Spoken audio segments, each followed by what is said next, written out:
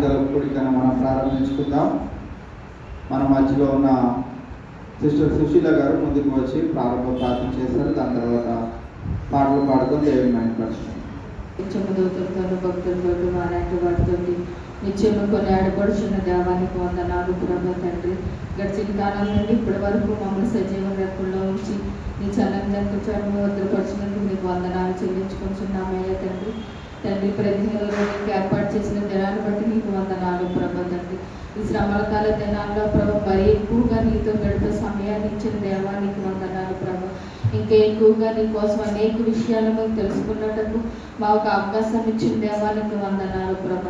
పాటల ద్వారా నీ స్తుతించుటకు నువ్వు ఇచ్చిన అవకాశాన్ని బట్టి నీకు వందనాలు ప్రభు తండ్రి.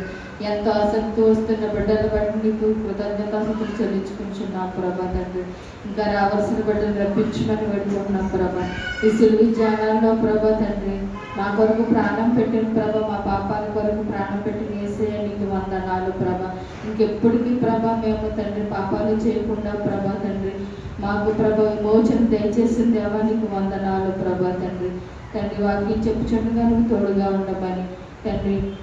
ఇంకా తండ్రి రావాల్సిన బిడ్డని త్వరగా రప్పించమని తండ్రి. నువ్వే తోడు నేడు అనుగ్రహించి కాపాడమని తండ్రి. చిన్ని ప్రార్థన నీ పాదాల చెంతకు చేర్చుకోమని మా ప్రికుమారుడు యేసు పరిశుద్ధరాముడుకున్నాం తండ్రి.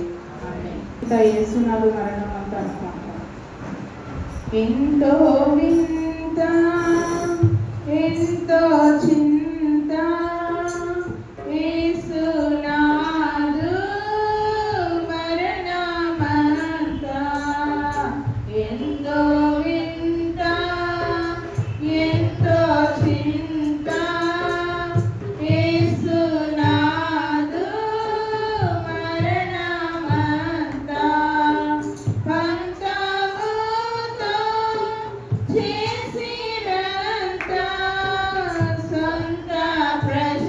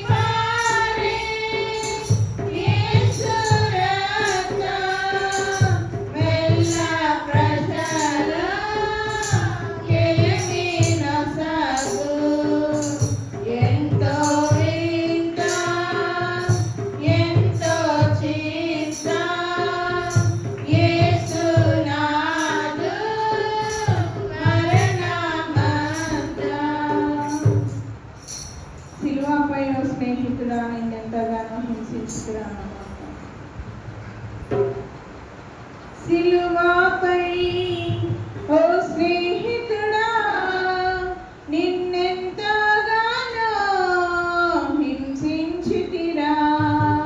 సిలువపై ఓ స్నేహితుడా నిన్నెంతగానో హింసించితిరా. నా పాపముకై నా దోషముకై బలియైన నా యేసయ్యా. నా పాపముకై నా దోషముకై బలియైన నా యేసయ్యా.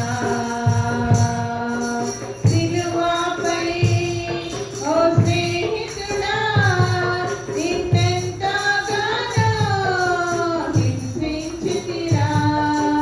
సిలువపై ఓ స్నేహితుడా నిన్నెంతగానో హింసించితిరా.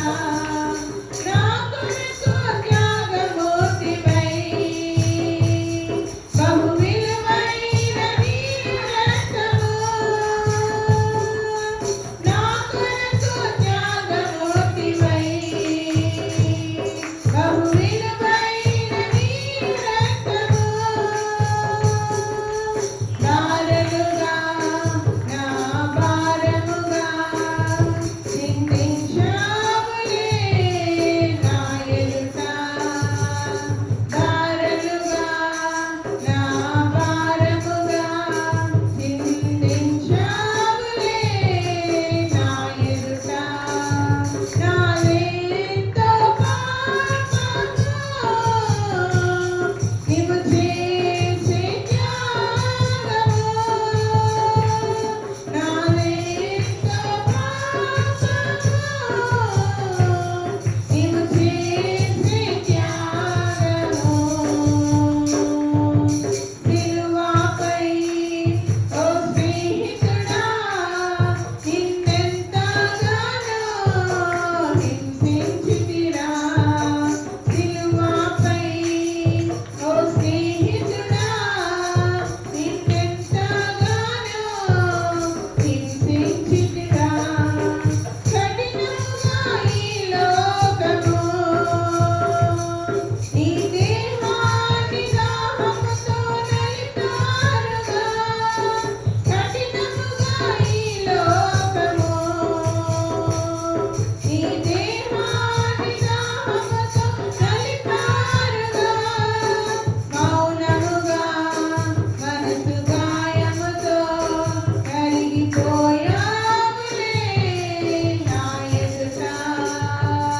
మౌనముగా మనసు గాయముతో కరిగిపోయావులే నా ఎదుట. నాదెంతో పాపము నీవు చేసే త్యాగము. నాదెంతో పాపము నీవు చేసే త్యాగము. సిలువపై ఓ స్నేహితుడా నిన్నెంతగానో హింసించితిరా. సిలువపై ఓ స్నేహితుడా నిన్నెంతగానో హింసించితిరా. నా పాపముకై నా దోషముకై బలియైన నా యేసయ్యా. నా పాపముకై నా దోషముకై బలియైన నా యేసయ్యా. సిలువపై ఓ స్నేహితుడా నిన్నెంతగానో హింసించితిరా. సిలువపై ఓ స్నేహితుడా నిన్నెంతగానో హింసించితిరా. మధురమైనది నా యేసు ప్రేమ అన్న పాట పాడుతున్నాను. మధురమైనది నా యేసు ప్రేమ మర మరపురానిది నా తండ్రి ప్రేమ, మధురమైనది నా యేసు ప్రేమ, మరువరానిది నా తండ్రి ప్రేమ, మరువలేనిది నా యేసుని ప్రేమ, మరువలేనిది నా యేసుని ప్రేమ, మధురాతి మధురం నా ప్రియుని ప్రేమ, ప్రేమ ప్రేమ ప్రేమ నా యేసు ప్రేమ, ప్రేమ ప్రేమ ప్రేమ నా యేసు ప్రేమ, మధురమైనది నా యేసు ప్రేమ, మరపురానిది నా తండ్రి ప్రేమ, మధురమైనది నా యేసు ప్రేమ, మరపురానిది నా తండ్రి ప్రేమ. ఇహలోక ఆశలతో అంతడనేనైతిని, నీ సన్నిధి విడచి నీకు దూరమైతిని. ఇహలోక ఆశలతో అంతడనేనైతిని, నీ సన్నిధి విడచి నీకు దూరమైతిని. చల్లని స్వరముతో నన్ను నీవు పిలిచి, చల్లని స్వరముతో నన్ను నీవు పిలిచి, నీలో నన్ను నిలిపిన నీ ప్రేమ మధురం, ప్రేమ ప్రేమ ప్రేమ నా యేసు ప్రేమ, ప్రేమ ప్రేమ ప్రేమ నా యేసు ప్రేమ, మధురమైనది నా యేసు ప్రేమ, మరపురానిది నా తండ్రి ప్రేమ, మధురమైనది నా యేసు ప్రేమ, మరపురానిది నా తండ్రి ప్రేమ. నీ సిలువ ప్రేమతో నన్ను ప్రేమించి, మార్గములు చూపి మన్నించితివి. నీ సిలువ ప్రేమతో నన్ను ప్రేమించి, మార్గములు చూపి మన్నించితివి. మరణపు ముళ్ళును విరచిన దేవా, మరణపు ముళ్ళును విరచిన దేవా, జీవమునొసగిన నీ ప్రేమ మధురం, ప్రేమ ప్రేమ ప్రేమ నా యేసు ప్రేమ, ప్రేమ ప్రేమ ప్రేమ నా యేసు ప్రేమ, మధురమైనది నా యేసు ప్రేమ, మరపురానిది నా తండ్రి ప్రేమ, మధురమైనది నా యేసు ప్రేమ, మరపురానిది నా తండ్రి ప్రేమ, మరువలేనిది నా యేసుని ప్రేమ, మరువలేనిది నా యేసుని ప్రేమ, మధురాతి మధురం నా ప్రియుని ప్రేమ, ప్రేమ ప్రేమ ప్రేమ నా యేసు ప్రేమ, ప్రేమ ప్రేమ నా యేసు ప్రేమ.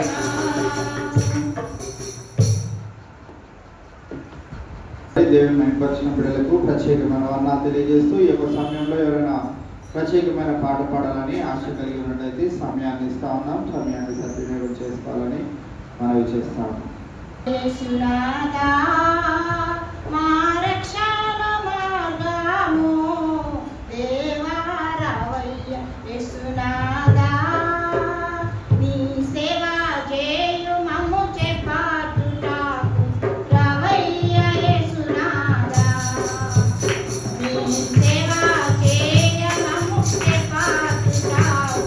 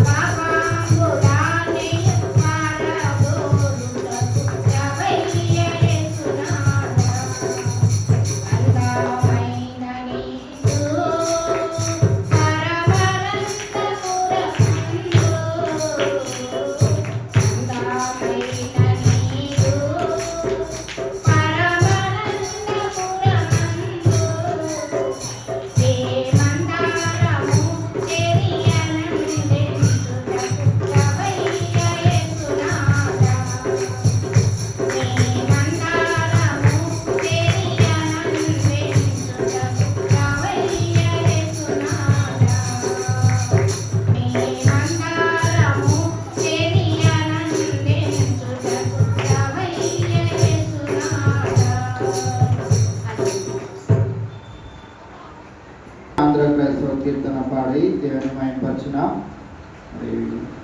దేవమనాటి గారికి ప్రత్యేకమైన వందనాలు తెలియజేస్తా ఉన్నా. ఈ యొక్క సమయంలో దేవుని యొక్క వాక్యాన్ని మనం ధ్యానించుకుందాం. మన మధ్యలో సిస్టర్ మిల్కారాణి గారు ఉన్నారు. వారు వచ్చి ప్రార్థన చేసిన తర్వాత దేవుని యొక్క వాక్యాన్ని మనం ధ్యానించుకుందాం.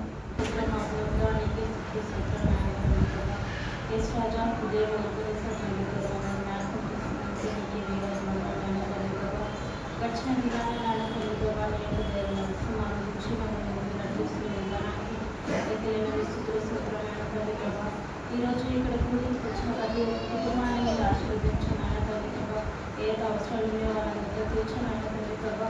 ఎవరైతే రాళ్ళకు బాధపడుతున్నారో ఆయన తల్లి ప్రభా వాళ్ళందరికీ మీరు నడిపించాను ఆయన తల్లి ఆయన తల్లి ప్రభా. మీకు రాసి వాక్యం బోధిస్తున్నాను ఆయన తల్లి ప్రభా. మేము చేయలేకుండా మీ వాక్యంలో ఆయన తల్లి ప్రభా అన్ని ఆశీర్వాదాలు పొందుతున్నా చూడండి ఆయన తల్లి ప్రభా. మరి మంచి మీరు తీసుకొని ఆయన తల్లి ప్రభా చూడండి వదిలేసేలాగా చూడండి ఆయన తల్లి ప్రభా. మరి అన్న బోధిస్తున్నాను ఆయన తల్లి ప్రభా. ఒక చివరి దేవుని ఇంకో చివరి ఇంకా వదిలేకుండా ఆయన తల్లి ప్రభా. మా యొక్క హృదయంలో మీ యొక్క వాక్యం చొచ్చుకొని పోయేలాగా చూడండి ఆయన తల్లి ప్రభా. నా సమాధానాలన్నిటికీ మా సమస్యలన్నిటికీ సమాధానాలను చూడండి తల్లి ప్రభా. మీ వాక్యంతో మాత్రం మాట్లాడిన ఆయన తల్లి ప్రభా. ప్రతి ఒక్క సమస్యకి సమాధానాన్ని దయచేస్తారని నమ్మచ్చు. చిన్ని కొద్ది ప్రార్థన అనిపించండి. ప్రజలను ఏసుకృష్ణాం ధ్యానించుకుంటూ అపోస్తలుల కార్యం 9వ అధ్యాయము 10వ వచనం నుండి 18వ వచనం వరకు పౌలు భక్తుడు యేసుక్రీస్తు ప్రభువారిచే పట్టబడిన తర్వాత మరి జరిగిన యొక్క సంఘటన మనము 10వ వచనం నుండి 18వ వచనం వరకు ధ్యానించునై ఉన్నాం. అయితే ప్రాముఖ్యంగా మనం గమనించగలిగినట్లయితే 10వ వచనాన్ని మనం చదివితే, దమస్కులో అననీయ అను ఒక శిష్యుడు ఉండెను. ప్రభువు దర్శనమందు అననీయ అని అతనిని పిలువగా. మనము గమనించినట్లయితే పౌలు భక్తుడు దమస్కు మార్గంలో యేసుక్రీస్తు ప్రభువారు ఆయన మరి అక్కడ అపోస్తులైన పౌలును సౌలుగా ఉన్నప్పుడు మరి నీవు నన్ను ఎందుకు హింసించున్నావు అని అన్ని విషయాలు మాట్లాడిన తర్వాత మరి పౌలు భక్తుడిని మరి ఆయన మరి ఒక ట్రాన్స్లోకి ఒక గుడ్డితనంలోకి ఆయనను అక్కడ విడిచిపెట్టినట్లు పైన వచనాల్లో మనము చూస్తూ ఉంటాం. అయితే దాని తర్వాత మరి శిష్యులలో ఒకడైనటువంటి అననీయను మరి దేవుడు దర్శనమందు మరి ఆయన కనిపించి ఒక పనిని అప్పగించినట్లు మనం చూస్తూ ఉంటాం. అయితే ఆ అననీయకి ఇవ్వబడిన పని ఏంటిది అని అంటే, ఆయన సౌలు దగ్గరికి వెళ్ళి ఏదైతే గుడ్డితనంతో అక్కడ విడిచిపెట్టబడి ఉన్నాడో ఆ గుడ్డితనం నుంచి మెలకువ లేకుంటే ఒక వెలుగును చూచేటట్లుగా మరి సౌలుకు దర్శనమై అక్కడికి నువ్వు వెళ్ళమని చెప్పగా అననీయ వెళ్ళి చేసిన యొక్క పనిని మనము చూస్తూ వస్తూ ఉంటాం. అయితే 11వ వచనంలో మనం చూస్తే, అందుకు అననీయ, ప్రభువా, ఈ మనుషుడు యెరూషలేములోని పరిశుద్ధులకు ఎంతో కీడు చేయుచున్నాడని అతనిని గూర్చి అనేకుల వలన వింటిని. అననీయ ప్రభువుకు తిరిగి సెలవిస్తా ఉన్నాడు, నువ్వు ఎవరి దగ్గరికైతే నన్ను వెళ్ళమంటున్నావో ఆ వ్యక్తి ఎటువంటి వాడు అని అంటే, నీ పరిశుద్ధులైనటువంటి బిడ్డలు అనగా మరి ఎవరైతే యేసు నామములో మరి ప్రార్థన చేస్తున్నారో, యేసే నా దేవుడని మరి ప్రకటన చేస్తా ఉన్నారో వారందరినీ ఇబ్బందికి గురి చేసే ఒక వ్యక్తిగా ఇక్కడ సౌలు గురించి నేను వింటూ వస్తా ఉన్నాను అని అననీయ ప్రభుతో ప్రత్యుత్తరం ఇవ్వగా, మరి అక్కడ మనం గమనించినట్లయితే 14వ వచనంలో మనం అక్కడ చూస్తా ఉన్నాం, ఇక్కడను నీ నామమును బట్టి ప్రార్థన చేయు వారందరినీ బంధించుటకు అతడు ప్రధాన యాజకుల వలన అధికారము పొంది ఉన్నాడని ఉత్తరం ఇచ్చెను. కావున ఈవేళ మనం గమనించినట్లయితే అననీయ వెళ్ళి చెప్పడానికి కొంచెం సందేహించినట్లు మనం ఇక్కడ గమనిస్తా ఉన్నాం. పాత నిబంధన గ్రంథంలో కూడా ఒక వ్యక్తిని మనం చూస్తూ ఉంటాం. దేవుడు నీవు ఒక ప్రదేశానికి వెళ్ళి నా సువార్తను ప్రకటించు అని అంటే ఆయన సందేహించి అక్కడికి వెళ్ళడానికి ఇష్టపడనప్పటికీ దేవుడు ఏ రీతిగా తనను వాడుకొని కార్యము జరిగించాలో మనందరికీ సుపరిచితమైనది. ఎవరైనా యోనాని ఏ రీతిగా పట్టుకున్నాడో, చాప కడుపులో ఏ రీతిగా సజీవునిగా ఉంచాడో, ఏ రీతిగా తిరిగి 3వ దినాన ఆయన ఎక్కడికైతే చేరవాలో అక్కడికి ఎలాగైతే చాప నోటిలో నుంచి తనను సజీవునిగా చేర్చాడో, తన కార్యమును ఏ రీతిగా అయితే నెరవేర్చుకున్నాడో, ఇక్కడ అననీయ కొద్దిపాటి భయము ఆందోళన చెందినప్పటికీ ప్రభువు సెలవీయగా అతని దగ్గరికి వెళ్ళి ఆయన ఆ యొక్క కార్యమును జరిగించిన వాడిగా ఉన్నాడు. ఈ దినాన మనందరం కూడా ప్రభు చేత పట్టబడిన వారమై ఉన్నాం. మనము కూడా యేసుక్రీస్తు ప్రభు వారిని అంగీకరించడానికి అనేకమైన కారణాలు వెతుక్కునే వారిగానే ఉన్నాం. అయితే ఒక్కసారి మనం క్రైస్తవ్యంలోనికి వచ్చిన తర్వాత, అంటే క్రీస్తులో బాప్తిస్మం పొందుకున్న తర్వాత మన జీవితం అయితే నూతన పరచబడాలి. ముందు సౌలుగా ఉండవచ్చు, పౌలుగా మార్చబడిన తర్వాత దేవుడు పౌలును ఎందుకు వాడుకోవాలనుకుంటున్నాడు అనే విషయాన్ని కనుక మనం గమనించినట్లయితే, దెబ్బకు దెబ్బ అంటారు కదా, అంటే ఏంటి? దెబ్బకు దెబ్బ అంటే ఏంటి? నువ్వు నన్ను కొడితే నేను నిన్ను తిరిగి కొడతా, ఉత్తరానికి ప్రత్యుత్తరం లాగా. నువ్వు నన్ను కొట్టావు కనుక నేను నిన్ను కొడతా, అక్కడికక్కడ చెల్లుకు చెల్లు. ఇప్పుడు సౌలుగా ఉన్న వ్యక్తి ఏం చేస్తూ వస్తా ఉన్నాడు అంటే, పరిశుద్ధులైనటువంటి వారందరినీ హింసిస్తూ వస్తా ఉన్నాడు, చివరికి చంపివేస్తా ఉన్నాడు. ఇప్పుడు మరి సౌలుగా ఉన్న వ్యక్తిని పట్టుకొని దేవుడు పౌలుగా మార్చి ఏం చేయాలనుకుంటున్నాడు అంటే, దెబ్బకు దెబ్బ కొడదామని ఇక్కడ పౌలుతో ఏమి ఉత్తరం ఇవ్వాలని ఆశపడతా ఉన్నాడో మనము 15వ వచనం నుండి చదివినట్లయితే, అందుకు ప్రభు ఈ దినాన 15, 16 వచనాలు మనం ధ్యానించుకుని ఉన్నాం. మీరు ఇంటికి వెళ్ళి చదవగలిగినట్లయితే 18 వచనాలు చదువుకోగలరు. అందుకు ప్రభు, నీవు వెళ్ళము, అన్యజనుల ఎదుటను, రాజుల ఎదుటను, ఇశ్రాయేలుల ఎదుటను నా నామము భరించుటకు ఇతడు నేను ఏర్పరచుకున్న సాధనమై ఉన్నాడు.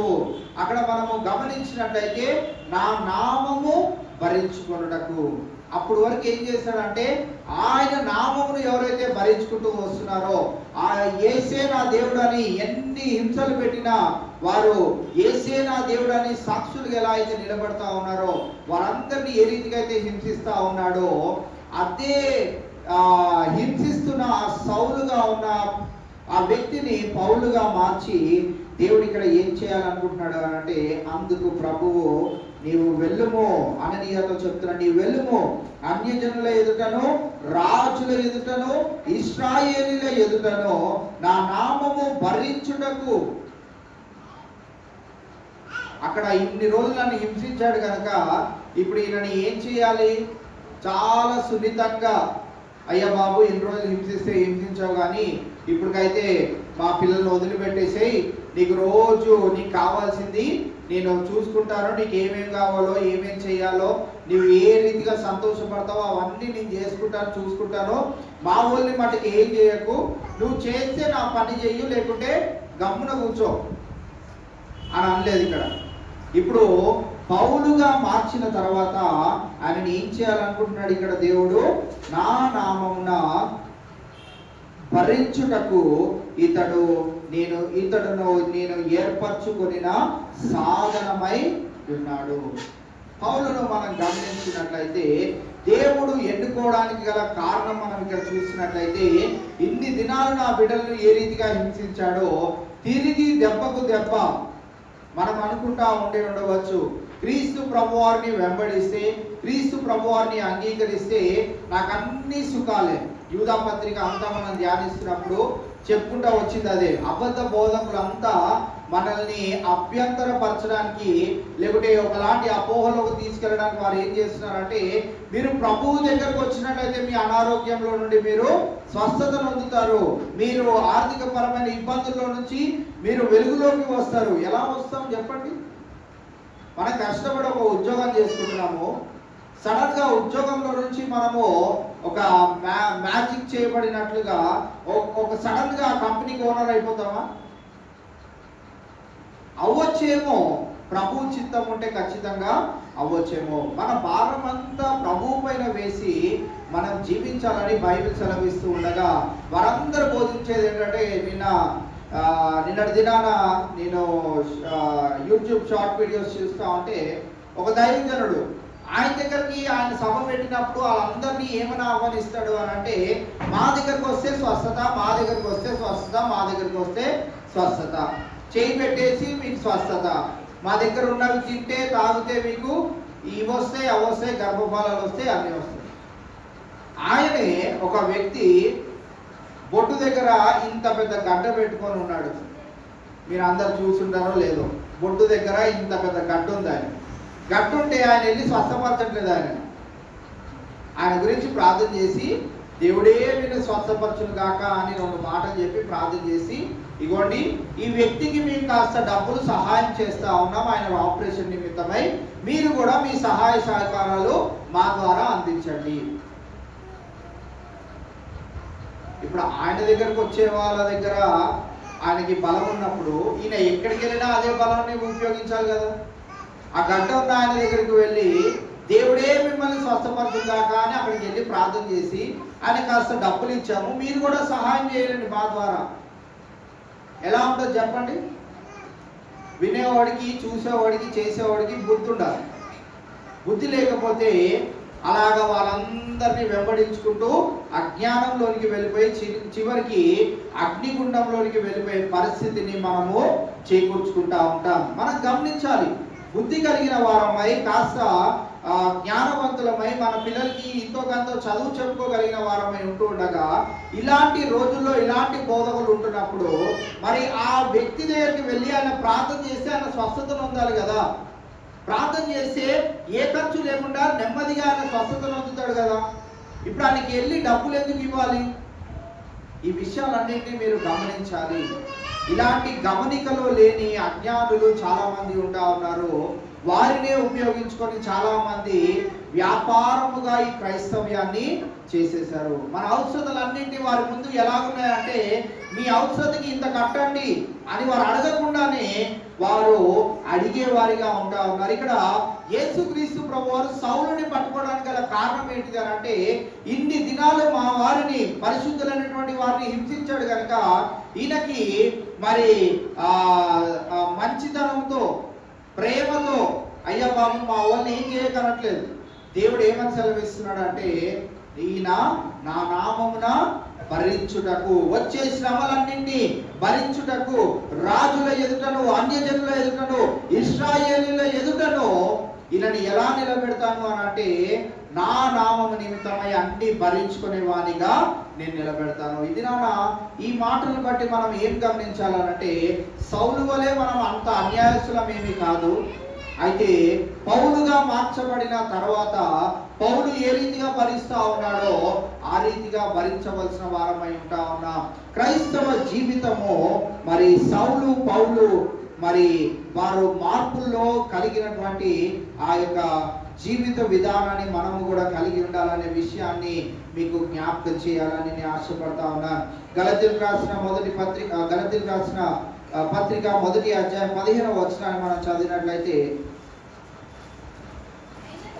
అయినను తల్లి గర్భమునందు పడినది మొదలుకొని నన్ను ప్రత్యేకపరిచి తన కృప చేత నన్ను పిలిచిన దేవుడు, నేను అన్యజనులలో తన కుమారుని ప్రకటింపవలెను. ఇక్కడ మనం గమనించినట్లయితే, పౌలుగా మార్చబడిన తర్వాత ఈయనకు వచ్చిన గ్రహింపు, ఈయనకు వచ్చిన బుద్ధి జ్ఞానం ఎటువంటిది చూడండి. నేను ఎప్పుడు దేవుడు నన్ను ఎప్పుడు ఏర్పరచుకున్నాడు అని చెప్తున్నాడు. నేను అయినను తల్లి గర్భమునందు పడినది మొదలుకొని నన్ను ప్రత్యేకపరిచి. ఇది మనమందరం కూడా ఈ రక్షణ మార్గంలో పయనించడానికి గల ప్రధానమైన కారణం ఏంటిది అని అంటే, తల్లి గర్భములో పడక ముందే మనలందరినీ దేవుడు ఏం చేశాడు? ప్రత్యేకపరుచుకున్నాడు. ఆయా సమయాల్లో, ఆయా దినాల్లో, ఆయా పరిస్థితులను బట్టి మనం ప్రభువులోనికి వచ్చి ఉండవచ్చు.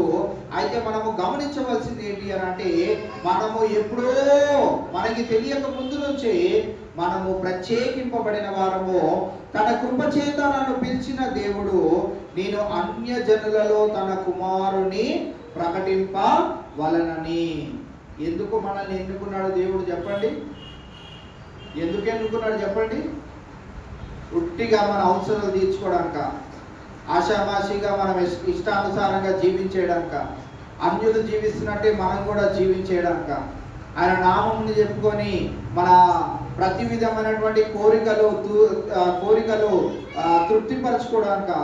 ఇక్కడ పౌలును మనం గమనించినట్లయితే, నేను సౌలుగా ఉన్నప్పుడు నాకేమీ జ్ఞానం లేదు, కానీ నేను పౌలుగా మార్చబడిన తర్వాత నేను తల్లి గర్భంలో ఉండగానే ప్రత్యేకింపబడిన వాడనని, నేను తండ్రి అయిన కుమారుని నామమును ప్రకటన చేయబడడానికి ఈ లోకంలోనికి వచ్చి ఉన్నాను అనే విషయాన్ని గ్రహించుకొని ఉన్నాడు. ఇది నాన్న మనం ప్రత్యేకింపబడిన వారం అని మనం చాలా సంతోషిస్తూ ఉంటాం.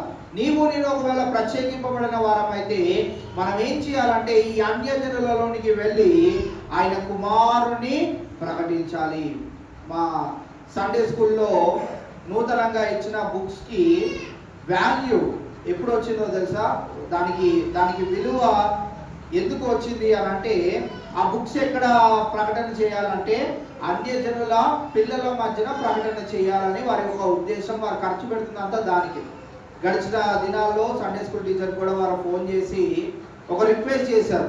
ఏంటి అని అంటే, వారంలో ఒక రోజు మీరు చర్చ్లో కాకుండా ఎక్కడైనా సండే స్కూల్ అని కాకుండా ఒక చిన్న మీటింగ్ లాగా అరేంజ్ చేసి మీరు ఈ బోధను వారికి తెలియజేసినట్లయితే వారు పెద్దవారైనాక దాని నుండి తొలగిపోకుండా ఉంటారు. మా యొక్క ఈ కష్టం అంతటికి కూడా ప్రతిఫలాన్ని మేము చూడగలుగుతామని చిన్న రిక్వెస్ట్ చేయడం జరిగింది. అది ఎంతవరకు సాధ్యమవుతుందో మనకు తెలియదు, కానీ మనం దీనిని కూడా మన ప్రార్థన అంశంలో పెట్టి మరి అనేకుల నిమిత్తమై మనము ప్రార్థన చేయవలసిన వారమై ఉన్నాం. ఎందుకు అనంటే మనము ప్రత్యేకింపబడిన వారం. కేవలం నీ క్రిస్టియన్ అని చెప్పుకుంటే అయిపోదు. నీ క్రిస్టియన్ అని చెప్పుకోవడంలో సరిపోలేదు మన జీవితం. మనము ప్రత్యేకింపబడిన వారం అని, అంతేకాదు ప్రత్యేకింపబడిన మనము చేయవలసిన పని ఏంటిదనంటే అన్యజనులలో తన కుమారుని ప్రకటన చేయాలి. ఎంతసేపు మన ఆ డీమార్ట్ లిస్ట్ లాగా మన ప్రార్థన అంశాలు పెట్టడం కాదు. దేవుని దగ్గర ఆయనకి తెలుసు మీకు ఎప్పుడు ఇవ్వాలో, ఎలా ఇవ్వాలో, ఎలా ఇస్తే మీరు సంతృప్తి చెందుతారో ఆయనకి తెలుసు. ఆయన మనల నుండి కోరుకుంటుంది ఏంటి అని అంటే, ఈ మాట ఎప్పుడు నేను ఎందుకు చెప్తానంటే, ఇంకా ఈ మాట గుర్తుంచుకోకుండా వారి ఔషధ నిమిత్తమయ్యే ప్రార్థన చేసేవారు చాలా మంది ఉన్నారు. మనము దేవుని పని చేస్తే దేవుడు మన పని చేస్తాడు. అది ఎప్పుడు చేయాలి, ఎలా చేయాలనేది సమస్తం ఆయన చిత్తంలోనే ఉంటుంది. మా చిన్నక్క వాళ్ళ ఫ్రెండ్, తన క్లాస్మేట్ ఆ అక్క రెబకా అని సురారం ప్రాంతంలో ఉంటారు. 16 సంవత్సరాల తర్వాత ఆమె ఇప్పుడు గర్భం ధరించి 3 నెలలు తల్లిగా ఉన్నారు. ఎన్ని సంవత్సరాలు పట్టింది? 16 సంవత్సరాలు. అలాంటి మన ఎక్స్పీరియన్స్ మన జీవితాల్లో లేవు. సురేష్ అన్నకి దాంట్లో సగం ఉన్నాయి, ఇంకా కొంతమందికి కొన్ని ఉన్నాయి. మనకు అలాంటి ఎక్స్పీరియన్స్ లేదు కనుక మనం ఎలా జీవిస్తున్నామంటే ఆషామాషిగా జీవించేస్తా ఉన్నాం. దేవునితో మనము చెలగాటం ఆడడానికి లేదు. ఆయన దెబ్బకి దెబ్బ కొడుతుంది. సౌలుగా ఉన్నప్పుడు ఎంత హింసించాడో ఇప్పుడు పౌలుగా మార్చిన తర్వాత ఆయన ఏం చేయాలనుకుంటున్నాడు అనేది తర్వాత వచనాలు చదువుకుంటా వెళ్తే మనకి ఇంకా క్లియర్గా అర్థమవుతుంది. కావున ఈవేళ మనం గమనించినట్లయితే దేవుడు కార్యం ఎప్పుడు జరిగిస్తాడో మనకి తెలియదు. దాని నిమిత్తమై మనం నిరంతరము ప్రార్థన చేసే వారిగానే ఉండాలి. దేవుడు కార్యము ఇంకా జరిగించడేమో, ఇది అవ్వదేమో అన్న అపనమ్మకస్తుల వలె మనం ఉండకూడదు.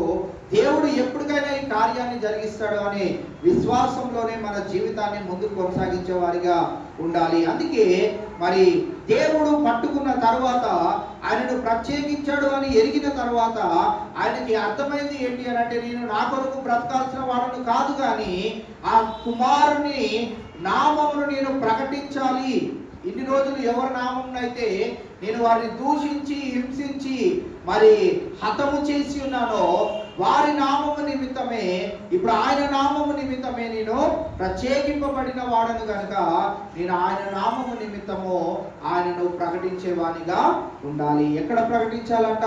ఎవరి మధ్యనైతే ఆయన యేసుక్రీస్తు నామమును హింసించాడో వారి మధ్యనే ఆయన ప్రకటించడానికి పౌలు భక్తుడిని ఎన్నుకున్నట్లు మనం చూస్తా ఉన్నాం. అన్యజనుల ఎదుటను రాజుల ఎదుటను ఇశ్రాయేలుల ఎదుటను నా నామమును భరించుటకు ఇతడిని. గలతీయులకు రాసిన పత్రిక 2వ అధ్యాయము 7-8 వచనాలు కూడా మనం చూసినట్లయితే, అయితే మృతి పొందిన వారికి సున్నతి పొందిన వారికి బోధించుటకై సువార్త పేతురుకు ఎలాగూ అప్పగింపబడినో అలాగూ సున్నతి పొందని వారికి బోధించుటకై నాకు అప్పగింపబడినని వారు చూచినప్పుడు, అనగా సున్నతి పొందిన వారికి అపోస్తులవుటకు పేతురునకు సామర్థ్యము కలుగజేసిన వాడే అన్యజనులకు అపోస్తులవుటకు నాకును సామర్థ్యము కలుగజేసినని వారు గ్రహించినప్పుడు. ఇక్కడ మనము గమనించినట్లయితే ఈ పౌలు భక్తుడికి అపోస్తులుడు అవడానికి ఎవరి మధ్యన పరిచర్య చేయడానికంట? పేతురు అయితే ఎవరి మధ్యన పరిచర్య చేశాడు? పేతురు సున్నతి పొందిన వారి మధ్యన. మనము 8వ వచనంలో చూస్తాము, 7వ వచనంలో కూడా ఆ మాట చూసాం. అనగా సున్నతి పొందిన వారికి అపోస్తులవుటకు పేతురునకు సామర్థ్యము కలుగజేసిన వాడే ఇప్పుడు పౌలుకు అన్యజనుల మధ్యన సువార్త ప్రకటన చేయడానికి సామర్థ్యము కలుగజేశారు. ఈ దినాన నిన్ను నన్ను దేవుడు ప్రత్యేకించుకోవడానికి గల కారణం ఏంటిది అంటే, నిన్ను నన్ను కోరికలు కోరి అవి తీర్చుకోవడానికి కాదు, కానీ ఆయన నామమును ప్రకటించడానికి, మన జనుల మధ్యన, మనకు తెలిసిన వారి మధ్యన. అందుకే అపోస్తుల కార్యం 1వ అధ్యాయం 8వ వచనంలో మనం చూస్తాం కదా, ఎక్కడెక్కడ ప్రకటన చేయాలి? మొట్టమొదటిగా యూదయ. యూదయ అంటే మన ఇంటిలో అందరూ రక్షింపబడ్డారో లేదో చూసుకోవాలి. రెండోది సమరయ, మన చుట్టూ ఉన్న వారు రక్షింపబడ్డారో లేదో చూసుకోవాలి. మన స్నేహితులు కావచ్చు, బంధువులు కావచ్చు, వారికి సువార్త ప్రకటన చేస్తున్నామా లేదా అనేది చాలా ప్రాముఖ్యమైనది. కొరింథీయులకు రాసిన పత్రికలో పౌలు భక్తుడు సెలవిస్తా ఉన్నాడు, మీరు 1కి 2 సార్లు వారికి బోధించండి, ప్రకటించండి, దాని తర్వాత విడిచిపెట్టండి, ప్రభువే కార్యము నెరవేరుస్తాడు, జరిగిస్తాడు అని.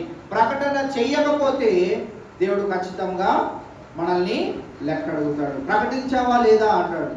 ప్రకటించలేదు అని చెప్పామనుకో ఆయన తీర్పులో మనం నిలబడిన వాల్సిన పరిస్థితి ఎదురవుతుంది. కావున ఇవాళ మనం గమనించినట్లయితే ఇక్కడ మనం చూస్తూ ఉన్నాం కదా, ఆయనను మరి యూదయలో సమరయలో మనం ప్రకటించగలిగినట్లయితే ఆయన మనల్ని ఎక్కడి వరకు తీసుకెళ్తాడు? బూది గంగాల వరకు ప్రకటించే. చాలా మంది సమరయాలో ప్రయత్నాలు చేస్తూ ఉంటారు. చాలా మంది సమరయాన్ని బాగు చేయాలనుకుంటా ఉంటారు, యూదయాన్ని మర్చిపోతారు. యూదయ ఏముందిలే అని అనుకుంటా ఉంటారు. సమరయ అంతా రక్షింపబడ్డదంటే యూదయ ఎప్పటికీ రక్షింపబడదు. అసలు సమరయ రక్షింపబడాలంటే మొట్టమొదటిగా మన సామర్థ్యము ఎక్కడ మనం కనపరుచుకోవాలంటే యూదయాలో. ఇంటిలో గెలవనోడు ఊరుకెళ్ళి ఏం గెలుస్తాడు చెప్పండి? చాలా మంది ఒక మాటను ఏమంటారంటే, ఇంట గెలిచి రచ్చ గెలవాలి, లేకుంటే ఇంట్లో పులి వీధిలో పిల్లి. అదేనా? ఉంటానా? ఇంట్లో పులిగా ఇంట్లో పిల్లి మార్చేశారంట. మా జనరేషన్కి వచ్చినప్పుడు మార్చారంట. ఇంట్లో పిల్లి అంట, ఊరిలో పులి. ఇంట్లో పులి అయ్యి అందరూ రక్షించుకొని ఇంకా ఊరిలోకి వెళ్ళి కూడా పులిగలాగా ఉంటే బాగుంటుంది. ఇక్కడ సౌలుని దేవుడు పట్టుకోవడానికి గల కారణం కూడా మనం గమనించినట్లయితే, నా నామమున భరించుటకు. ఆ పదాలు మనం చాలా జాగ్రత్తగా గుర్తుంచుకోవాలి. సమస్యలు ఇవన్నీ దేవుడు ఎందుకు ఇస్తున్నాడు అంటే మనల్ని పరీక్షించడానికి. అయితే సమస్యలనే ఇస్తున్నాడా? కార్యాలు ఏం చేయట్లేదా? పోనీ అదన్నా ఉందా? ఓన్లీ సమస్యలే ఉన్నాయండి. మా ఇంట్లో ఎప్పుడు ఏడుపులు తప్పితే ఇంకోటి లేదండి అన్న వాళ్ళం ఉన్నామా? లేదు. ఆయన కార్యాలు కూడా వస్తున్నాయి, కానీ సమస్యలు ఎక్కువగా కనిపించేటట్టు సమస్యల వైపే మన దృష్టి అంతా ఉన్నది. సమస్య రాకముందే ఇలా అవుతే ఏమవుతుంది, ఇలా అవుతే నా పరిస్థితి ఏంటి, ఇలా అవుతే నేనేం చేయాలి, ఇలా అవుతే నేను ఎవరి దగ్గరికి వెళ్ళాలి అని ముందుగానే సమస్య మన దరికి రాకముందే మనం దాని గురించి ఆలోచించే వారిగా ఉన్నప్పుడు దేవుని యొక్క కార్యములు ఎన్ని జరిగినా కానీ ఆ కార్యములు మన కనుదృష్టికి కనిపించవు. మనము ఎప్పుడు పాజిటివ్ మైండ్తో ఉండాలి. రైట్ వేలో జీవించేవాడు ఎప్పుడు పాజిటివ్ మైండ్తోనే ఉంటాడు. దేవుడితో సహవాసం కలిగిన వాడు ఎప్పుడు రైట్ వేగా ఆలోచన చేస్తూనే ఉంటాడు, పాజిటివ్గానే ఆలోచన చేస్తూ ఉంటాడు. ఈ సమస్య వస్తే నా దేవుడు నాకు తోడుగా ఉన్నాడు, ఈ సమస్య వస్తే నన్ను విడువని నన్ను ఎడబాయని దేవుడు నాకు సహాయం చేస్తాడు, ఈ సమస్య వస్తే నాకు తోడుగా నీడగా ఉండి నా వెన్నంటే ఉండి నాతో పాటు పోరాడే సామర్థ్యత కలిగిన దేవుడు నాకు తోడుగా ఉన్నాడు అనే మాటలు ఎవరైతే గుర్తు చేసుకోగలుగుతారో వారు రైట్ ట్రాక్ లో పాజిటివ్ మైండ్ సెట్ తో వారి జీవితాన్ని జీవించగలుగుతారు. అది సునాయాసంగా వెళ్ళిపోతా ఉంటది. అందుకే నేను చెప్తా ఉంటాను కదా, సమస్య మనకి కొండలా కనిపించవచ్చు, దేవునికి అదే సమస్య ఆవగింజకంతే చిన్నగా కనిపిస్తూ ఉంటది. మనము కూడా సమస్యను ఆవగింజంతనే మనం భావించామనుకోండి, మన విశ్వాసాన్ని పెంచుకుంటూ ఎంత పెద్ద సమస్యనైనా సునాయాసంగా నా దేవుడు దాంట్లో నుంచి నాకు విడుదల కలుగు చేస్తాడనే విశ్వాసంలో మనము ఎదగగలుగుతాం. కావున ఈవేళ మనం గమనించినట్టయితే పౌలుగా మార్చింది ఎందుకు అనంటే ఆయన నామమున భరించడానికి, హ్యాపీగా జీవించడానికి.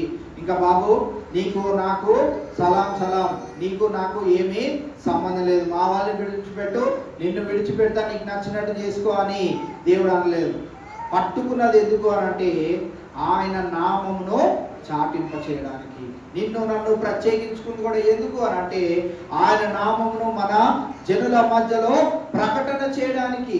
కావున ఈవేళ మనం చూసినట్లయితే మరి ఇక్కడ సౌలు మరి నా నామము భరించుటకు ఇతడు నేను ఏర్పరచుకొనిన సాధనమై ఉన్నాడు. ఒక సాధనము వలె, ఒక ఉపయోగమైన పాత్ర వలె సౌలును దేవుడు చూసి ఉన్నాడు. ఇది మనం అంత ఘోరాతి ఘోరమైన పాపలు కానప్పటికీ మనం ఎంత సునాయాసంగా చేయాలి మరి యేసుక్రీస్తు ప్రభు వారి ప్రకటన.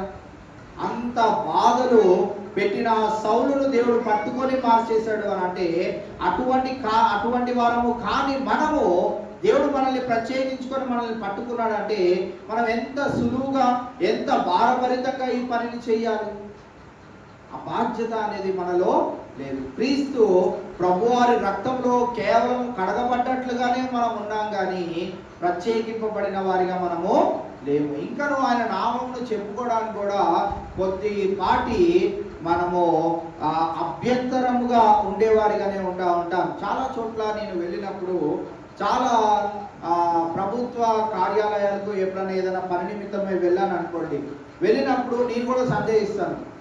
పాస్టర్ అని చెప్పామనుకోండి, పాస్టర్ అని చెప్తే ఇది ఏం చేస్తారా ఏంటి అని. ఎందుకంటే యూట్యూబ్లో డిబేట్లు ఇవన్నీ నేను చాలా చూస్తూ ఉంటాను, ఏదో ఒకటి నేర్చుకోవచ్చు అని. ఏమి నేర్చుకోం కానీ ఏదో ఒకటి నేర్చుకోవచ్చేమో అని. ఆ గ్రంథాలు ఎలాగో చదవలేము, ఆ గ్రంథాల నుంచి 2-3 ముక్కలన్నా మనకు తెలిస్తే బాగుంటుందని ఆ డిబేట్లు వింటారు.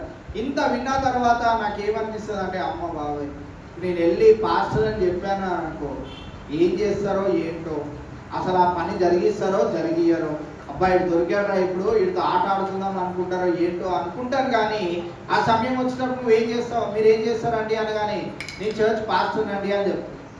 దేవుడు ఎంత సునాయాసంగా తన కార్యాన్ని జరిగించేస్తాడు అని అంటే మనము నెగిటివ్ థాట్తో వెళ్తామేమో, కానీ దేవుని యందు విశ్వాసం ఉంచి అక్కడైతే బలముగా మన థాట్లో అయితే మనం అలా అనుకున్నాం, కానీ బయటకు నేను దేవుని బిడ్డనండి, నేను చర్చ్ పాస్టర్నండి అని చెప్పగానే దేవుడు ఎలాగ కార్యం జరిగిస్తాడు అనేది నేను అసలు చెప్పలేను. కాబట్టి ఈవేళ మనం గమనించినట్లయితే దేవుని బిడ్డలముగా చెప్పుకోవడానికి మనము కొద్దిపాటి మరి అభ్యంతరము పడినట్లయితే ఆయన కూడా మనల్ని చేర్చుకోవడానికి అభ్యంతర పడతాడు. కావున మనల్ని ప్రత్యేకించుకున్నాడు అనే విషయాన్ని ఎరిగి ఉన్న మనము ఇక్కడ సౌలుగా ఉన్న పౌలును మనము తన జీవిత విధానాన్ని చూస్తా ఉన్నాం.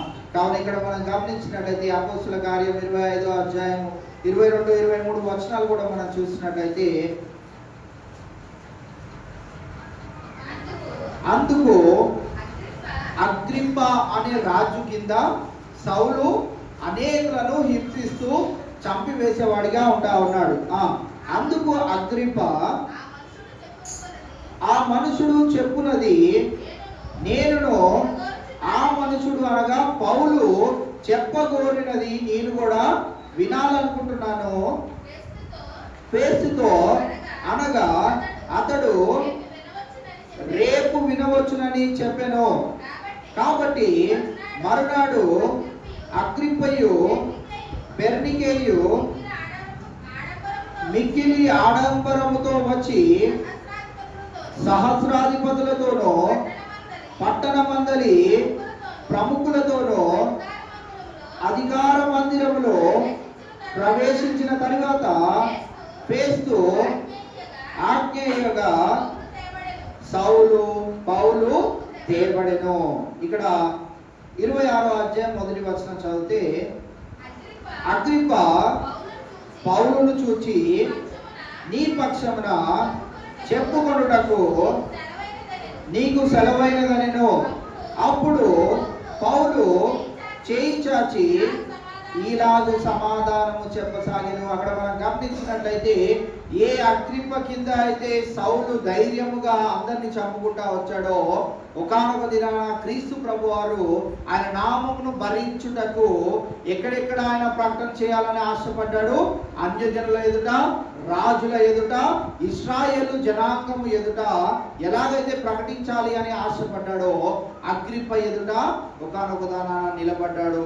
పౌలు భక్తుడు నిలబడి ఆయన ఎదుట అక్కడ 26వ అధ్యాయం కిందంతా చదివితే ధైర్యంగా నేను యేసు నామమును ఎందుకు ప్రకటన చేయాలి, ఎందుకు చేస్తున్నానో, మీరు కూడా ఎందుకు నమ్ముకోవాలనే విషయాలను అగ్రిప్పకు చెప్పే అంత ధైర్యాన్ని దేవుడిచ్చాడు.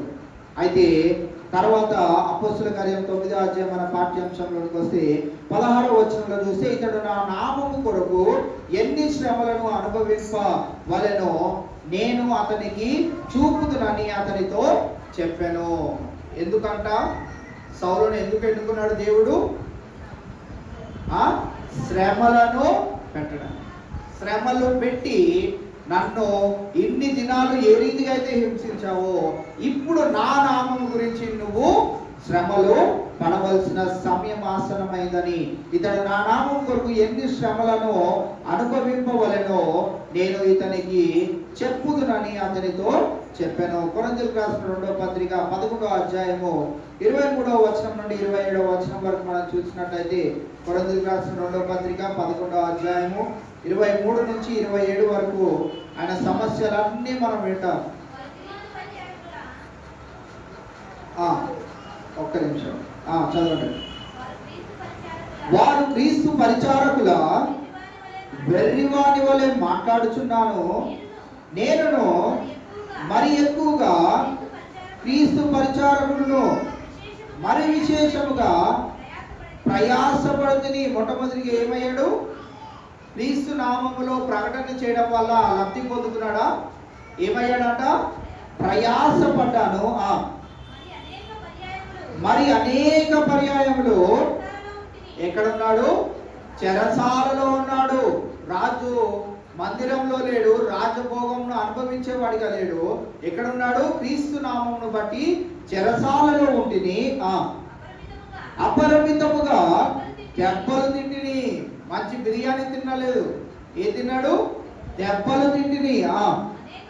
అనేక మారులు ప్రాణాపాయములలో ఉంటిని. మంచి ఆరోగ్యంతో లేడు. ఎలా ఉన్నాడంట? అనేక పర్యాయములు ప్రాణాపాయాల మధ్యలో నేను ఉంటిని. యూదుల చేత 5 మార్లు ఒకటి తక్కువ 40 దెబ్బలు తింటిని. యేసు క్రీస్తు ప్రభువారు కూడా ఎన్ని దెబ్బలు తిన్నాడండి? కొరడా దెబ్బలు. ఒకటికి తక్కువ 40 దెబ్బలు ఆయన కూడా తిన్నాడు. యూదుల చేతిలో యూదుల ఆచార ప్రకారము మరి లేకుంటే ఆ రోమా సామ్రాజ్యంలో ఉన్నటువంటి ఆ యొక్క శిక్షా విధుల్లో ఒక శిక్ష యేసుక్రీస్తు ప్రభువారు పొందుకున్నట్లు ఇక్కడ మనము పౌలు భక్తుడు కూడా ఎన్నిసార్లు దెబ్బతిన్నాడంట? ఒకటికి తక్కువ 40 దెబ్బలు తింటిని, ముమ్మారు బెత్తములతో కొట్టబడితిని, ఒక్కసారి రాళ్లతో కొట్టబడితిని, ముమ్మారు ఓడ పగిలి శ్రమ పడితిని, ఒక రాత్రి పగలు సముద్రంలో గడిపితిని, అనేక పర్యాయములు ప్రయాణములలోను నదుల వలనైన ఆపదలోను దొంగల వలనైన ఆపదలోను నా సజ్జనుల వలనైన ఆపదలోను అన్యజనుల వలనైన ఆపదలోను పట్టణములో ఆపదలోను అరణ్యములో ఆపదలోను సముద్రంలో ఆపదలోను కపట సహోదరుల వలన ఆపదలోను ఉంటిని. ప్రయాసముతోను కష్టముతోను తరచుగా జాగరణములతోనూ ఆకలి దప్పులతోనూ తరచుగా ఉపవాసములతోనూ చలితోనూ దిగంబరత్వముతోనూ ఉంటిని. ఇంకను చెప్పవలసినవి అనేకులున్నాయి. దీంట్లో ఎన్ని తిన్నాం మనం చెప్పండి? ఇప్పటికీ లిస్టు పెడతానే ఉన్నాను. నేను అదే చెప్తున్నాను. ఒక్కొక్కరు ఏ విధంగా హతసాక్షులు అయ్యారో మనం గమనిస్తే మనం ఎంత సుఖభోగాలు అనుభవిస్తున్నామో మనకు అర్థం కావట్లేదు. ఎందుకనంటే మనం అడిగిన వెంటనే దేవుడు ఇవ్వట్లేదనే ఆ దృష్టిలోనే మనం ఉంటా ఉన్నాం. దేవుడు నన్ను పరీక్షిస్తున్నాడు, కార్యము నెరవేర్చేది సామర్థ్యత కలిగిన దేవుడు అని కొన్నిసార్లు మర్చిపోతా ఉన్నాం. ఆయనని అవమానపరిచే వారిగా మన ప్రార్థనలు మనం చేస్తా ఉన్నాం. నన్నేనా, నా కుటుంబంనేనా, నన్నే ఇలాగా బాధ పెడతావా అని దేవుడితోనే మనము వ్యాజ్యమాడే వారిగా ఉంటా ఉన్నాం. ఇక్కడ మరి సౌలుగా ఉన్నప్పుడు ఎన్నో గొప్ప, ఆయన అంత బలవంతుడు, ఆయన అంత ధైర్యవంతుడు, చంపినా కానీ ఎదురు తిరిగే అంత సాహస వీరుడు ఎవ్వరు లేనప్పటికీ ప్రభు చేత పట్టబడిన తర్వాత కత్తులు వదిలేశాడు, కటార్లు వదిలేశాడు, తనకున్న బలమంతరిని వదిలేశాడు. దీనుడై తన ప్రాణంను అప్పగించడానికి సిద్ధమయ్యాడు. ఇప్పుడు అందుకే పౌలు భక్తుడికి మనం చూసినట్టయితే నేను మంచి పోరాటము పోరాడేది. ఈ మాట ఎవరు పడితే వాళ్ళు రాసుకోవచ్చు సమాధుల పైన. అస్సలు మనకు చెల్లనే చెల్లదు. ఏమాత్రం ఇంత కూడా మనము క్రీస్తు కొరకు ప్రయాసపడని వారమై ఉండి మనం ఏం రాసేసుకుంటామంటే చనిపోయిన ఆయన ఎలాగో అడగడు కదా, చదువుకున్న వాళ్ళు ఈయన పేరు ఇంత గొప్పోడేమో అని అనుకుంటారని మంచి పోరాటం పోరాడితేనే నా పరుగు కడుకుంటుంది, విశ్వాసం కాపాడుకుంటుంది, పెద్ద డిమాండ్ లిస్టు పెట్టుకుంటుని, అవన్నీ తీర్చుకోలేక ఈరోజు నేను ఇలా సమాధిలో ఉంటిని, పెంట కుప్పలా ఉన్నాను, దేవుడు మలిచాడనే సంగతి నేను మర్చిని, ఇవన్నీ రాసుకోము. కేవలం ఆ మాటలు రాసేసుకొని తృప్తి చెందుతారు. కుటుంబ సభ్యులందరూ తృప్తి చెందుతారు. మరి చనిపోయిన ఆయన ఏమనుకుంటాడో ఏమో మనకు తెలియదు. ఈయన సమస్యలు మనం చూస్తే 4 వచనాల్లో చెప్తూ ఇంకా చాలా చెప్పాల్సింది ఉంది. నేను చావక ముందు వరకు ఎన్ని హింసలు పడినా ఆ హింసలన్నింటినీ ఆయన జ్ఞాపకం చేసుకుంటూ చివరి దశలో ఆయన అంటున్నాడు, మంచి పోరాటము నేను పోరాడాను, అందుకే నా కొరకు దేవుడు జీవ కిరీటాన్ని దాచి ఉంచాడు. మనకి ఏ కిరీటం ఇస్తే బాగుంటుంది చెప్పండి? ఇంకా సింప్లిఫై చేస్తా. మనం ఎప్పుడు ఫస్ట్ క్వశ్చన్కి ఆన్సర్ ఇవ్వం కదా. నేను ఒక ప్రశ్న అనుకోని అది అడిగేస్తే మీరు దానికి ఎలాగో జవాబు చెప్పరు. ఇప్పుడు దేవుడు ఇంకో ప్రశ్న పెట్టాడు, అసలు మనం కిరీటానికి అర్హులమేనా? ఇక్కడతో మనకి తేలిపోతుంది. జీవ కిరీటాలు, ఆ రత్నాలు, అవన్నీ మనకి ఎందుకు, కానీ అసలు మనం అర్హులమేనా? దీనికి ఎస్ఆర్నో తెలిస్తే తర్వాత ఏ కిరీటాలు ఉన్నాయో మనం ధ్యానించుకోవచ్చు. అసలు అర్హులమేనా?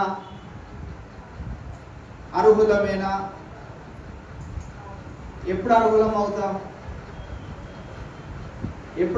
అవుతాం? దేవుని ద్వారా మేలు పొందుకున్నప్పుడా? దేవుని ద్వారా దీవెనలు పొందుకున్నప్పుడా? అడిగిన వెంటనే ఆయన మన అవసరాలు తీర్చినప్పుడా? మనం సంతోషంగానే ఉంటున్నప్పుడా? మనం గమనించాలి. క్రైస్తవులమైన మన జీవితము పూలమాలల వలె దేవుడు ఉంచడానికే మనల్ని ప్రత్యేకించుకున్నాడు. పూలమాలల వలె పూలుగా దేవుడు మనల్ని ఎక్కడ ఉంచుతాడు అని అంటే ఆయన పరలోక రాజ్యంలోనికి వెళ్ళినాక అక్కడ ఉంచుతాడు. ఇక్కడ ఆయన పరీక్షలు పెడతాడు, వాటిని నెగ్గుకుంటా రావాలి. అన్య జనులలో ఆయన నామాన్ని ప్రకటిస్తూ వెళ్ళాలి. మనము ఆ రీతిగా ఉండే స్థితిలోనికి రావాలి. ప్రత్యేకింపబడ్డామని, మనం ఏదో క్రైస్తవులమని అలా ఆషామాషి భక్తిని మనం చేసేవారిగా ఉంటే దానివల్ల ఏమీ ప్రయోజనం లేదు. బైబిల్ పట్టుకొని దేవుని మందిరానికి వచ్చి మళ్ళీ యథావిధిగా ఇంటికి వెళ్ళి బైబిల్ షెల్ఫ్లో పెట్టేసే భక్తి పరులుగా మనం ఉండకూడదు. నేర్చుకుంటున్నవి, వింటున్నవి మనము ఇతరులకు పంచిపెట్టే వారిగా మనం ఉండాలి. ఎక్కడైనా ఎవరైనా ఏదైనా ఇబ్బందిని చెప్పినప్పుడు మీ గురించి ప్రార్థన చేస్తామని దేవుని మాటలు కొన్ని చెప్పాలి. మన సాక్ష్యాన్ని మనం చెప్పాలి. మనకు అసలు సాక్ష్యమే లేదు అని అంటే మనం నిజంగా రక్షింపబడిన వారం కాదు. నీటి ద్వారా ఏదో బాప్తిజం తీసుకున్నాం. నేను నా బాప్తిజం గురించి చాలాసార్లు మీ దగ్గర చెప్తా ఉంటాను కదా. ఆ రోజు 25వ సంవత్సరం మన చర్చ్ యానివర్సరీ. 25వ సంవత్సరానికి 23 మంది ఉన్నారు. టార్గెట్ ఏంటి అని అంటే మనకు అప్పుడున్న పాస్టర్ గారికి టార్గెట్ ఏంటంటే 25 మందిని ముంచాలి. 23 మంది రెడీగా ఉన్నారు ముంచబడ్డానికి. ఇంకో 2 కావాలి. ఎవరు ఆ పాపులు అని ఎదిగితే గ్లాసులు ఇసరాకులు తీసుకురావడానికి వెళ్ళిన సతీష్ నేనే. పాపులను పరిశుద్ధులను చేసేసామనుకొని ముంచారు. 25వ సంవత్సరానికి 25 మందికి బాప్తిజం ఇచ్చామనే టార్గెట్. సినిమాలు మానేనా నేను? బాహుబలి 1 ఎప్పుడు వచ్చింది? నా బాప్తిజం ముందా తర్వాత? ఎప్పుడు మారాను? ఎప్పుడు జీవితం మార్చబడ్డది?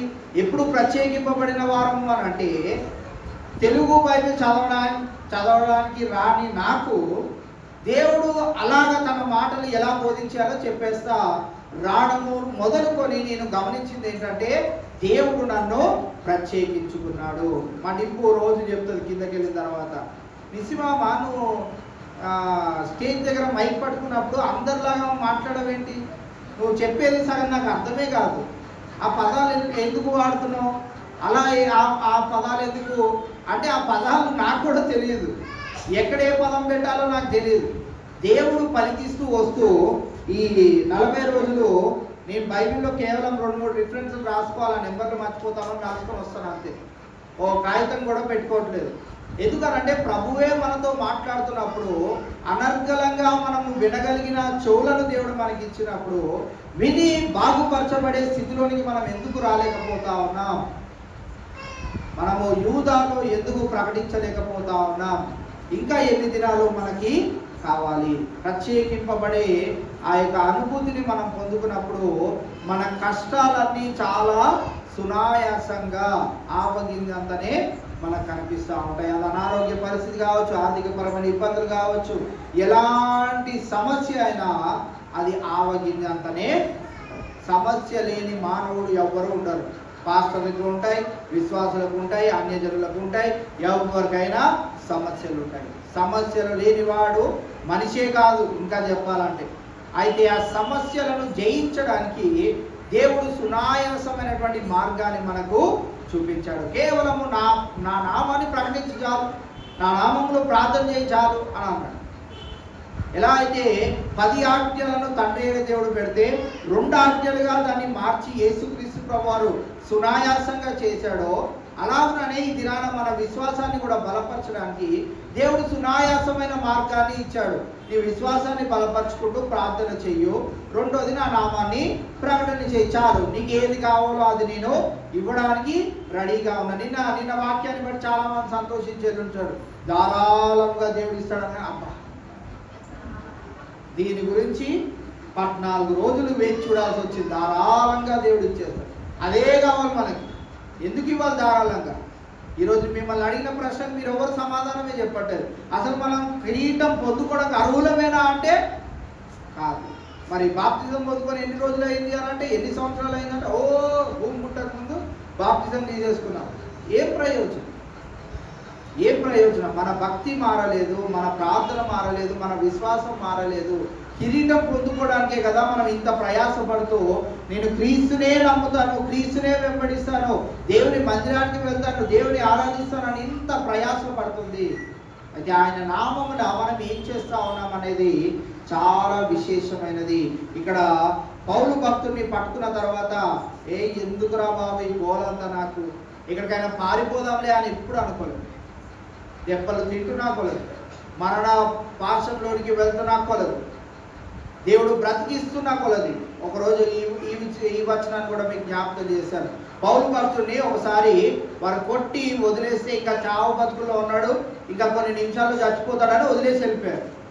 వదిలేసి వెళ్ళిపోయిన తర్వాత దేవుడు ఆయనను రక్షించుకున్న విధానాన్ని బట్టి పౌలు భక్తుడు తన శిష్యులు కలిసి రెండింతల బలమైన సువార్త ప్రకటన జరిగించినట్లు మనం చూస్తా ఉన్నాం. బతుకున్నాను రా బాబు, బ్రతుకున్నాను కాబట్టి ఎక్కడికన్నా వెళ్ళిపోదాం, ఎలాగో అలా బతికేద్దాం అనుకోలేదు. ఆయనకి తెలిసింది ఏంటి అని అంటే, ఆయన కొరకు బ్రతికి ఉన్నంత వరకు నేను ప్రయాసపడగలిగినట్లయితే నా కొరకు జీవ కిరీటాన్ని ఆయన దాచి ఉంచాడు. అది నేను పొందుకోవాలి. ఆయనకి తెలిసిపోయింది ముందుగానే, నేను ఏం పొందుకోవాలి, ఎక్కడికి వెళ్ళాలి, ఎక్కడ ఉంటే నాకు సంతోషం ఉంటుంది, ఎక్కడ ఉంటే నాకు ఆనందం ఉంటుంది అనే విషయాలు ఆయన గ్రహించి ఉన్నాడు కనుక ఆయన దాని కొరకే ప్రయాసపడ్డాడు. బ్రతికి ఉన్నానా ఆయన ప్రకటన చేయాలి, చచ్చిపోయానా నా కొరకు జీవ కిరీటం దాచి ఉంచాడు, అది పొందుకోవడానికి నేను వెళ్ళుచున్నాను. కాబట్టి ఈవేళ మనం ఈ మాటలను గమనిస్తున్న వేళ అసలు కిరీటానికి అర్హుడినే కానీ నేను, కిరీటం పొందుకోవడానికి అర్హత లేని నేను అని మనం ఎరిగి ఉన్నాం కనుక ఈ దినం నుంచైనా మనము క్రీస్తు నామంలో ఆయన సువార్తని ప్రకటన చేయాలి. మన సాక్ష్యాన్ని చెప్పడమే ఆయన సువార్త ప్రకటన చేయడం. మనకేం సాక్ష్యం లేదా? ఏం లేదా? సాక్ష్యం ఏం లేదా? మా బంధువులు అందరు ఉన్నారు, వాళ్ళంతా బొట్లు పెట్టుకోవట్లేదు, మేము బొట్లు పెట్టుకుంటాం. వాళ్ళంతా మందిరానికి వెళ్ళేవారు, మాకు చిన్నప్పుడు చదవడు కాబట్టి మేము కూడా మందిరానికి వెళ్ళాం. ఇదేనా మన సాక్ష్యం? మన జీవితంలో బలమైన సాక్ష్యం అనేది దేవుడు ఏమీ చేయలేదా? బలమైన కార్యం అనేది ఏది చేయలేదా? నలుగురికి చెప్పుకోవడానికి మన జీవితంలో, మన బ్రతుకులో ఇప్పటి వరకు ఏమీ లేదా? అనేకమైనవి ఉన్నాయి. ఎతుకుతూ వెళ్తే మరి కోకొల్లలుగా ఉంటాయి. మనం వెతకము. ఎంతసేపు అయ్యో రేపు నా బ్రతికేలాగా ఉంటుంది, నెలాఖరు వచ్చేస్తుంది, ఎలాగ నా జీవనం గడిచేది, ఇదే ఆశలో, ఇదే ఆకాంక్షలో, ఇదే ప్రయాసలో మనం ఉండిపోతూ అటు మన జీవితాన్ని మెరుగుపరుచుకోలేకపోతున్నాం, ప్రభు కోసం కూడా జీవించలేకపోతా ఉన్నాం. కావున ఈవేళ ప్రభు కోసం జీవించగలిగినట్లయితే ఆయన చేయలేని కార్యము ఏదియో లేదు. నిజంగా ధారాళంగా ఇస్తాడు ఎప్పుడు ప్రభు కోసం మనము కార్యమును చేయగలిగినట్లు. అటు రీతిగా మనందరము ఉండినట్లు పరిశుద్ధాత్ముడు జ్ఞాన హృదయాన్ని మనకి దయచేయుగాక. చివరి ప్రార్థన చేసుకుందాం. ఇంతవరకు తెలియజేయబడిన మాటలను జ్ఞాపకం చేసుకుంటూ, అలాగే 10th క్లాస్ ఎగ్జామ్స్ రాసిన బిడ్డల కొరకు, రాస్తున్న బిడ్డల కొరకు, ఇంటర్మీడియట్ ఎగ్జామ్స్ రాసిన బిడ్డల కొరకు వారికి మంచి రిజల్ట్ ఇచ్చేలాగున, అలాగే ఎంట్రన్స్ ఎగ్జామ్స్ కొరకు ప్రయాసపడుతున్న బిడ్డలకు మంచి కాలేజెస్లో సీటీ దేవుడికి అనుగ్రహించేలాగున, అలాగే మే మీటింగ్స్ 1, 2, 3 తారీఖులో జరగబోయే ఆ యొక్క మీటింగ్స్ నిమిత్తమై ఆ 3 దినాలకే ఏర్పాటు చేయబడిన దైవ సేవకులు రెవరెండ్ పసుల జయప్రకాష్ గారు మరి బలమైన దేవుని మాటలను మనకు అందచేయలాగున, వీటన్నిటి నిమిత్తమై మన మధ్యలో పెద్దలు సరోజన ఆంటీ గారు ఉన్నారు. వారు ముందుకు వచ్చి చివరి ప్రార్థన చేస్తారు. దాని తర్వాత కూడికను మనం ముగించుకుందాం. అత్యున్నత సింహాసనమందు కెరూబుల మీద ఆసీనుడవై 24 పెద్దలతోనూ 4 జీవులతోనూ నిత్యము కూడా స్తుతులందిస్తున్న తండ్రి, నీకు వందనాలు, స్తోత్రాలు ప్రభా. పరిశుద్ధుడా, నీ పరిశుద్ధ పాదమునకు వందనాలు, స్తోత్రాలు. నీ ఘనమైన నామానికి స్తోత్రాలు తండ్రి, నీ హెచ్చైన నామానికి స్తోత్రాలు, స్తోత్రాలు, స్తోత్రాలు నాయన. సకల శరీరాత్మలకు దేవుడు అయిన తండ్రి మీకు స్తోత్రాలు. సకల ప్రాణులకు జీవమై ఉన్న దేవా నీకు వందనాలు, స్తోత్రాలు చెల్లిస్తున్నాను నాయన. నాయనా నీకు వందనాలు. సకల ఆశీర్వాదములకు కారణభూతుడు నువ్వు కనుక నీకే స్తుతి స్తోత్రాలు తండ్రి, నీకు వందనాలు అయ్యా, నీకు వందనాలు. సర్వ సృష్టికర్త నీకు వందనాలు. నీ సృష్టిలో తండ్రి అయ్యా అల్పులము, అయోగ్యులము, ఎందుకు పనికిరాని వారము, అంధకారంలో, పాపంలో, శాపంలో చెడి పడి నశించిపోతున్న నా కొరకు, మా కొరకు ప్రభా అయ్యా మీకు స్తోత్రాలు. ఆ కల్వరి సిలువలో మీరు చేసిన గొప్ప బలి త్యాగమును బట్టి నీకు స్తోత్రాలు తండ్రి, స్తోత్రాలు. ఆ సిలువ పూరితమైన త్యాగమును బట్టి నీకు వందనాలు. ఆ బలి యాగమును బట్టి నీకు వందనాలు, స్తోత్రాలు ప్రభా నాయన. అయ్యా బలిని అందుకునే ప్రధాన యాజకుడు అయిన మీరే తండ్రి బలి పశువుగా మారిపోయి ఉన్నారు తండ్రి. నీకు స్తోత్రాలు. ఎలాంటిదా యేసు ప్రేమ నాయన, నీ ప్రేమ ఎంతో గొప్పది ప్రభు. మేము పాపులమై ఉంటుండగానే తండ్రి నాయన భక్తిహీనులమైన మా కొరకు నాయన యుక్త కాలమందును మరణించిన తండ్రి, మా పాప శాప భారమంతా కూడా భరించుకొని పోయిన దేవుని గొర్రెపిల్ల, నీకు వందనాలు, స్తోత్రాలు స్తోత్రాలు స్తోత్రాలు నాయన. అట్టి శ్రమలో అట్టి శిలువ ధ్యానం సమయంలో మేము ఉంటుండగా నా ప్రభు నా తండ్రి ఎంతవరకు కూడా మీరు నడిపించిన కూడికలన్నిటిని బట్టి కూడా నీకు వందనాలు, స్తోత్రాలు ప్రభు. అవును నాయన నా తండ్రి, నశించుతున్న వారికి శిలువని కూర్చున్న వార్త వెర్రితనమే కానీ రక్షింపబడుతున్న మనకు దేవుని శక్తి అయినదని నీ వాక్యాల ద్వారా మాతో మాట్లాడుకుంటూ వస్తున్నారు ప్రభు. నీకు వందనాలు, స్తోత్రాలు నాయన. నువ్వు అతి సుందరుడు అయిన నీవు తండ్రి, మా పాప శాప భారము కొరకు నా తండ్రి అయ్యా మీరు స్వరూపమైన సొగసైన లేకుండా కోల్పోయిన యేసయ్యా నీకు స్తోత్రాలు నాయన. నేను రిక్తునిగా చేసుకున్న తండ్రి నీకు స్తోత్రాలు తండ్రి, నీకు స్తోత్రాలు నాయన. ఇదిగో నాయన ఈ సమయంలో ప్రభా నాయన ఈ ప్రార్థనలో ఈ కూడికలో మీరు ఎంతవరకు మహిమ పొంది ఉన్నారు అయ్యా. నీ దాసుడి ద్వారా మీరు ఇచ్చిన అమూల్యమైన వాక్కులు బట్టి వందనాలు నాయన. అపోస్తలుడైన పౌలు గురించిన ప్రభా ఏ రీతిగా నాయన ఏర్పరచుకున్నారు, ఎందుకు ఏర్పరచుకున్నారు తండ్రి నాయన, ఎన్ని శ్రమలు భరించవలసి ఉన్నదో నాయన అంతా మీరు ముందుగానే తెలియపరిచున్నారు. ఆ రీతిగానే ప్రభా నాయన అపోస్తలుడైన పౌలు నాయన ఎన్నో శ్రమలు భరించున్నాడు, ఎన్నో నిందలు భరించున్నాడు తండ్రి నీకు స్తోత్రాలు. ఎన్నో అవమానాలు భరించి ఉన్నాడు, కష్టాలు శోధనలు దిగంబరత్వం సమస్తము కూడా భరించి ఉండి నాయన నీ సాక్షి బిడ్డగా నిలబెట్టుకున్నావయ్యా నీకు స్తోత్రాలు. సమరయ్య మధ్య నా ప్రభా యూదుల మధ్య నా తండ్రి అన్యజనుల మధ్య ఇశ్రాయేలుల మధ్య నా తండ్రి నాయన నువ్వు సాధనముగా వాడుకున్న విధానం బట్టి కూడా నీకు వందనాలు, స్తోత్రాలు ప్రభా. అయ్యా నీకు వందనాలు. ఎన్ని శ్రమలు భరించినప్పటికీ నాయన ఇంకా నా తండ్రి చెప్పవలసినవి అనేకములు అయినా కానీ నాయన నాకు సంఘముల గురించి ఎంతో చింత ఉందన్నాడు ప్రభా నీకు స్తోత్రాలు. ఆయన 14 సంఘాలు స్థాపించిన ఆయన ఆ సంఘాల గురించి ఎంతో చింతపడేవాడు, ఎంతో బాధపడేవాడు నాయన. అది మీరు పెట్టిన భారమే కదా తండ్రి, నీకు వందనాలు, స్తోత్రాలు స్తోత్రాలు ప్రభా. ఆ రీతిగా మేము విని వదిలిపెట్టి వారమే కాకుండా నాయన మేమెంత నిజమే రక్షింపబడి ఎన్ని సంవత్సరాలు అయింది, ఎంత మట్టికి మేము వాడబడుతున్నాం, ఎలా జీవిస్తున్నాం, ఎంతమందికి సాక్షిగా నిలబడుతున్నామని ప్రభా మమ్మల్ని మేము పరీక్షించుకుంటా నీ వాక్యం ద్వారా మాతో మాట్లాడిన దేవుడు ప్రభా నీకు వందనాలు, స్తుతులు స్తోత్రాలు నాయన. ఈ సంఘాన్ని మీరు ఇంకా బలపరచండి, నీ దాసుని ప్రభా ఈ స్థితిని మీరు జ్ఞాపకం చేసుకుని నిజముగా నాయన నా ప్రభా నువ్వు వాడుకుంటున్న విధానం బట్టి కూడా నీకు వందనాలు, స్తోత్రాలు స్తోత్రాలు స్తోత్రాలు తండ్రి. ఎంత గొప్ప దేవుడు అయ్యా, నీకు వందనాలు, స్తోత్రాలు చెల్లిస్తున్నాను నాయన. ఇంకా బహుగా వాడుకొని బలమైన సాధనముగా ఇంకా నిలబెట్టుకోమని ప్రార్థిస్తున్నాను ప్రభా. దేవా నీకు వందనాలు నాయన. ఇదిగో ఈ సమయంలో ప్రభా మరి నాయన ఈ రోజు నుంచి 10th క్లాస్ ఎగ్జామ్ రాస్తున్న బిడ్డలకి నాయన మీ జ్ఞానం, మీ ఆలోచన, మీ తెలివిని మీరు అనుగ్రహించమని ప్రార్థిస్తున్నాను. బుద్ధి జ్ఞానములు సర్వ సంపదలు మీలో గుప్తమైనవి కనుక అటు బిడ్డలకు దయచేయమని ప్రార్థిస్తున్నాను ప్రభా. నీకు వందనాలు. ఇంటర్మీడియట్ బిడ్డలు పరీక్షలు ముగించుకున్నారు ప్రభా, ఫలితాల కొరకు ఎదురు చూస్తున్నారు నాయన, మీరు సహాయం చేయమని ప్రార్థిస్తున్నాను. ఇంకా అనేకమైన ఎగ్జామ్స్ రాయనైన ప్రతి బిడ్డలకి నీ యొక్క జ్ఞానంతో నింపమని ప్రార్థిస్తున్నాను. అధిక బుద్ధి ఆలోచన శక్తినిచ్చే దేవుడు నీవు కనుక మీకు స్తోత్రాలు చెల్లిస్తున్నాను ప్రభా. దేవానికి వందనాలు, స్తోత్రాలు నాయన. ఇదిగో నాయన మే నెల 1, 2, 3 తారీఖుల్లో కూడా జరగబోయే మీటింగ్స్ వరకు నా ప్రభా నీకు స్తోత్రాలు తండ్రి. దేవారాయణ మీ దైవ దాసులు ప్రభా నాయన మీ ఆత్మతో నింపి 3 దినాలు నాయన బహు బలముగా మీరు వాడుకోమని ఆ కోరికల ద్వారా అనేక ఆత్మలు రక్షింపబడి నాయన సంఘంలో చేర్చబడటకు నీ పరిశుద్ధాత్మ సహాయం అనుగ్రహించమని మీరు మహిమ తెచ్చుకోగలరని ప్రార్థిస్తూ ఈ రాత్రికాల సమయంలో ప్రభా మరి నాయన నా తండ్రి చేరి వచ్చిన ప్రతి బిడ్డను బట్టి కూడా నీకు వందనాలు తండ్రి.